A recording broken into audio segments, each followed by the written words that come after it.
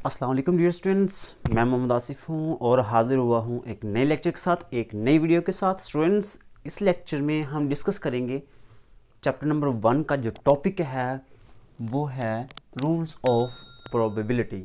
तो स्टूडेंट्स, इस लेक्चर में हम स्टार्ट कर रहे हैं रूल्स ऑफ प्रोबेबिलिटी और हम डिस्कस करेंगे रूल नंबर 1 और रूल नंबर 2। ठीक है, तो चलते हैं हम अपने लेक्चर की तरफ। स्टूडेंट्स, ये बात आप लोगों ने याद रखनी है कि अगर तो आप चाहते हैं कि चैप्टर नंबर 1 और चैप्टर नंबर 2 बिजनेस मैथमेटिक्स का आ जाए, तो उसके लिए आपको सबसे पहले रूल्स को समझना होगा। ठीक है, तब जाके ही आपको प्रोबेबिलिटी का पता चलेगा। तो स्टूडेंट्स, सबसे पहले आपने क्या सीखना है? रूल्स। तो चलते हैं हम अपने लेक्चर की तरफ।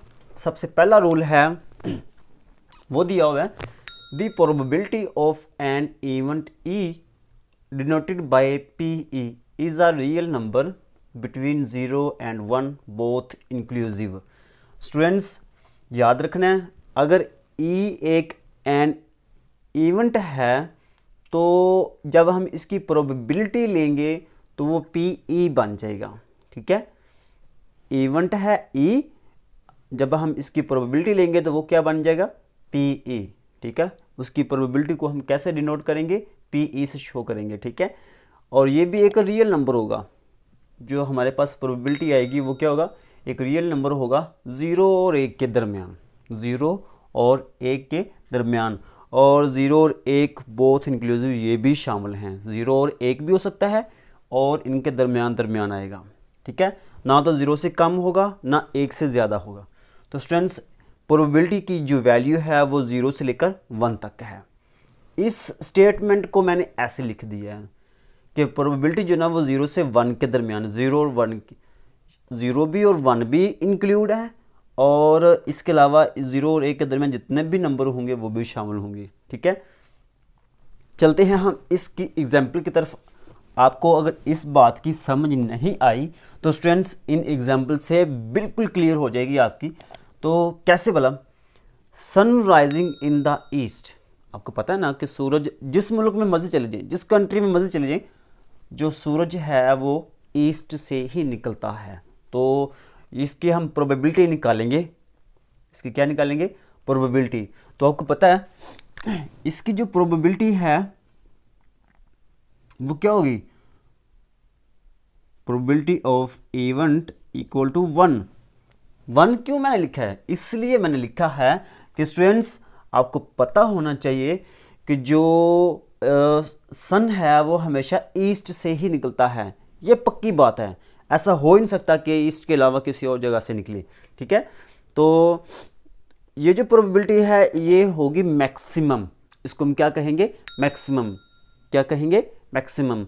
1 उस वक्त आएगा जब प्रोबेबिलिटी अक्कर होगी, ईस्ट से सूरज निकलेगा तो उसको हम कहेंगे कि 1 वाकई निकल रहा है। तो ये अब कन्फर्म बात है, सच्ची बात है और हकीकत है कि जो सन है वो ईस्ट से ही निकलता है, तो इसकी प्रोबेबिलिटी 1 होगी। अगर मैं कहता हूँ कि sun rising in the west, मेरी बात है, फर्ज कर लिए मैं कहता हूँ कि सूरज जो ना वो वेस्ट से निकलता है, तो उस वक्त क्या होगा? उस वक्त इसकी जो प्रोबेबिलिटी है वो 0 होगी, क्योंकि ऐसा हो ही नहीं सकता कि सूरज जो ना वो वेस्ट से निकले। ठीक है, तो उस वक्त उसकी प्रोबेबिलिटी क्या होगी? वो 0 होगी। ठीक है, इसी तरह से फर्ज कर लिया मैंने कॉइन को फेंका। क्या किया? कॉइन को फेंका।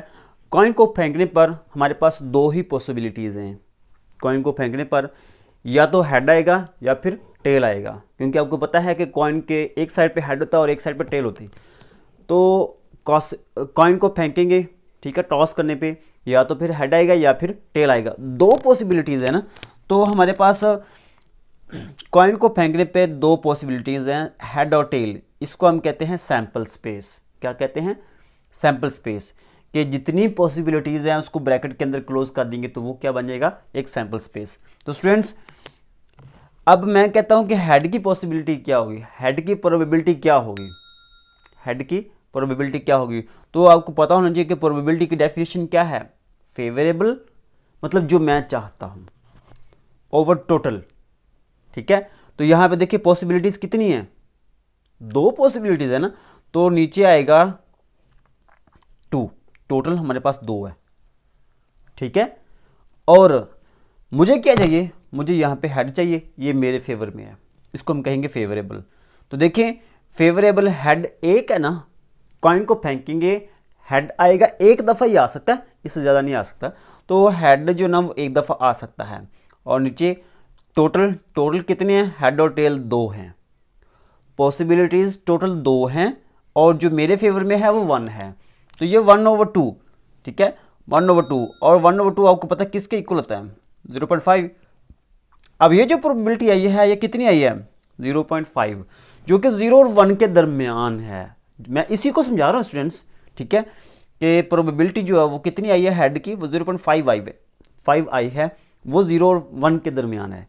इसी तरीके से मैं कहता हूँ कि टेल की प्रोबेबिलिटी क्या होगी, तो वही होगी, क्योंकि टेल के आने के चांसेस भी उतने ही हैं जितने के हेड के हैं, ठीक है। तो इसकी प्रोबेबिलिटी 1/2 और 1/2 भी 0.5। अगर मैं कहता हूँ कि आई विल विनिंग रेस, फर्ज कर लिया हम 4 लोग हैं, 5 लोग हैं, ठीक है। अगर मैं कहता हूँ फर्ज कर लिया 5 लोग हैं, तो मेरी विन करने की, जो रेस विन करने की प्रोबेबिलिटी कितनी होगी। हम रेस लगाते हैं 5 बंदे, तो 5 बंदे जो ना वो रेस लगाते हैं, उस मेरे विन करने की जो प्रोबेबिलिटी है वो कितनी होगी। तो स्टूडेंट्स अगर 5 बंदे हैं तो यहाँ पे आपने टोटल लिखना है 5, जो रेस में जितने लोग होंगे वो नीचे लिख लेने हैं। मेरे विन करने की जो प्रोबेबिलिटी है वो फेवर में है, तो वो एक ही हो सकता है, 2 बंदे तो नहीं ना हो सकते विन करने के लिए, तो 1 होगा। इसकी प्रोबेबिलिटी कितनी होगी, इसकी प्रोबेबिलिटी होगी 0.2। कितनी होगी, 0.2। अब ये भी देख लें 0.2 ये किसके, 0 और 1 के दरमियान है, ठीक है। अगर मैं फर्ज कर लिया आप कहता हूँ कि आई विन लॉटरी, मैं कहता हूँ कि मैं जो ना लॉटरी विन करूँगा, तो आपको पता होना चाहिए कि लॉटरी के लिए पहले कितने लोगों ने अप्लाई किया होता है, वो लाखों लोगों ने अप्लाई किया होता है। मतलब कि मैं चाहता हूँ कि मैं विन करूँ लॉटरी, और टोटल कितने बंदे हैं, वो फर्ज कर ले मैं कहता हूँ कि 1 लाख बंदा है, ठीक है ना, 1 लाख लोगों ने अप्लाई किया है लॉटरी के लिए। फर्ज कर लिए मैं कहता हूँ कि मेरी लॉटरी निकलेगी, ऐसा नहीं होगा, नहीं। उसकी रीज़न मैं आपको बताता हूँ। उसकी रीज़न ये है कि इनको तकसीम करेंगे तो ये हमारे पास आएगा 0.00001, ठीक है, 0001। तो ये हमारे पास आंसर आएगा। देखिए प्रोबेबिलिटी कितनी आई है, बहुत ही कम आई है, मतलब nearly equal to 0, nearly equal to 0, 0 के करीब आई है। प्रोबेबिलिटी कितनी आई है, 0 के करीब आई है। और आपको पता होना चाहिए अगर प्रोबेबिलिटी 0 के करीब आई है तो उसके चांसेस नहीं होते, ठीक है, मतलब वो लॉटरी में विन नहीं कर सकता, इसलिए लॉटरी के लिए अप्लाई करना ही नहीं चाहिए। तो ये तो था हमारा फर्स्ट रूल को समझने के लिए मैंने 5 एग्जांपल्स दी थी। अब हम बात करते हैं रूल नंबर 2 की। रूल नंबर हमारे पास 2 है, वो है इफ़ PE, आपको पता है किसी एक इवेंट की जब प्रोबेबिलिटी निकालते हैं तो उसको PE से शो करते हैं, ठीक है। तो represents that an event E will occur, ये PE किसको शो करता है कि जो इवेंट E है ये अक्कर होगा, ठीक है, ये इवेंट E वाकया ज़रूर होगा, ठीक है। तो इसकी प्रोबेबिलिटी को हम PE से शो करते हैं। Then the probability that an event E will not occur, अगर मैं कहता हूँ कि इवेंट E अक्कर नहीं होगा, ठीक है, वाकई नहीं होगा, तो उस वक्त उसकी प्रोबेबिलिटी क्या होगी, तो उस वक्त उसकी प्रोबेबिलिटी PE की पावर C या E का कॉम्प्लीमेंट, ठीक है, E का कॉम्प्लीमेंट भी कह सकते हैं और E का प्राइम भी कह सकते हैं, ठीक है। और इस गिवन बाय, और हम इसको ऐसे लिखते हैं, किसी इवेंट E के अक्कर ना होने की प्रोबेबिलिटी इक्वल होती है 1 minus probability of an event, जब इवेंट अक्कर होगा। मतलब क्या, जब एक इवेंट अक्कर ना हो उसकी प्रोबेबिलिटी किसके इक्वल होती है, 1 minus probability of an event when will occur, when event E will occur. जब इवेंट E अक्कर होगा उस वक्त उसकी प्रोबेबिलिटी ये होगी, जब अक्कर नहीं होगा तो उसकी प्रोबेबिलिटी जो ना वो 1 माइनस PE इक्वल इसके इक्वल होगी, ठीक है। इसकी मिसाल मैं आपको बताता हूँ।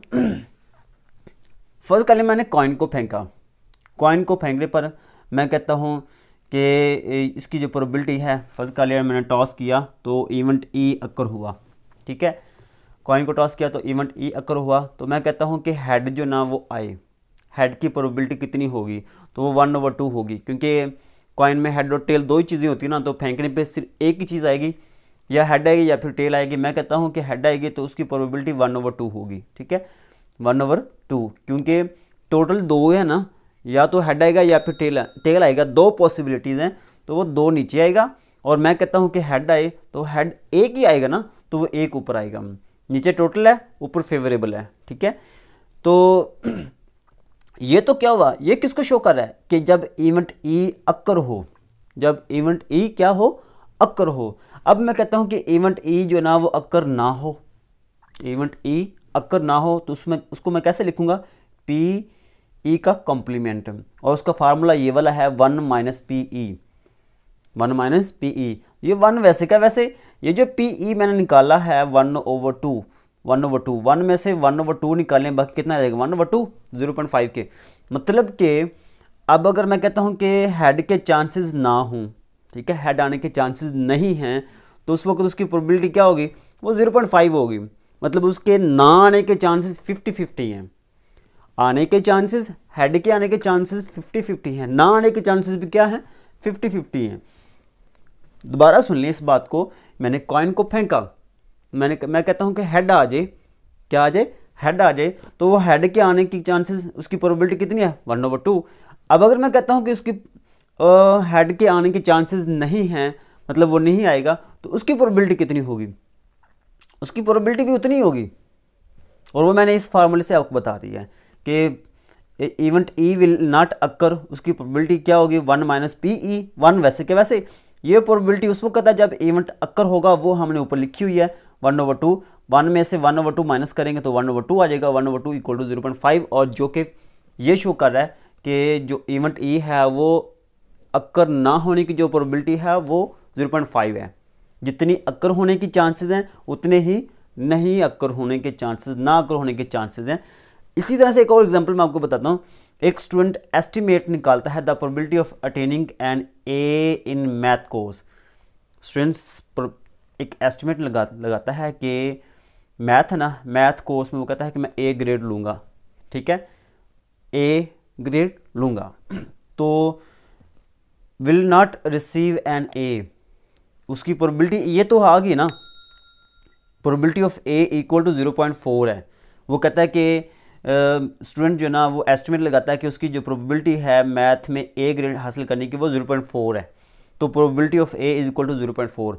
अब अगर वो क्वेश्चन में वो कहता है कि will not receive an A, कि वो ए नहीं लेगा, वो ए नहीं ले सकता, तो उस वक्त उसकी प्रोबेबिलिटी क्या होगी, ए प्राइम या ए का कॉम्प्लीमेंट, ठीक है, पी ऑफ ए का complement equal to P of A का complement equal to 1 - P A, ठीक है। यही फार्मूला मैंने लगाया, 1 - पी ई, यहाँ पे पी ई लिखा हुआ है, यहाँ पे ए आ गया, बस यही चेंजिंग आई है, 1 - प्रोबेबिलिटी ऑफ ए।